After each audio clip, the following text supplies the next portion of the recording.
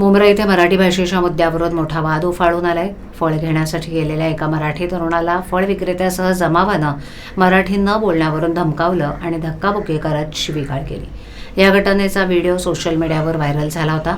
Mumbra police ठाण्याच्या वरिष्ठ police निरीक्षकांनी दिलेल्या माहितीनुसार जमावातील काही तरुणांनी मराठी नाही येत, हिंदीच बोलणार असं वक्तव्य केलं होतं। या प्रकारामुळे परिसरात तणावाचं वातावरण निर्माण झालं। या प्रकरणी मुंब्रा पोलिसांनी 20 ते 25 जणांविरोधात गुन्हा दाखल केला असून आरोपींचा शोध सुरू आहे। घटनास्थळी झालेल्या वादामुळे महाराष्ट्राच्या भाषिक अस्मितेवर पुन्हा एकदा प्रश्नचिन्ह उभं राहिलंय। सदर प्रकरणातील तपास मुंब्रा पोलीस करत असून आरोपींवर कठोर कारवाई केली जाईल असं पोलीस अधिकाऱ्यांनी यावेळी सांगितलं।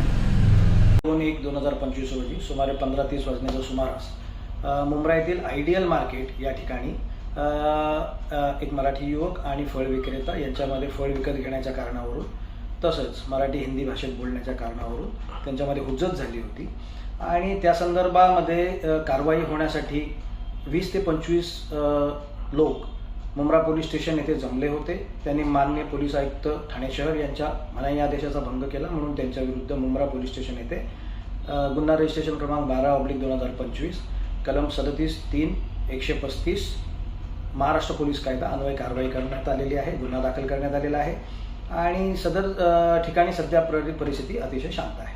आपल्या माध्यमातून लोकांना काय आव्हान असेल?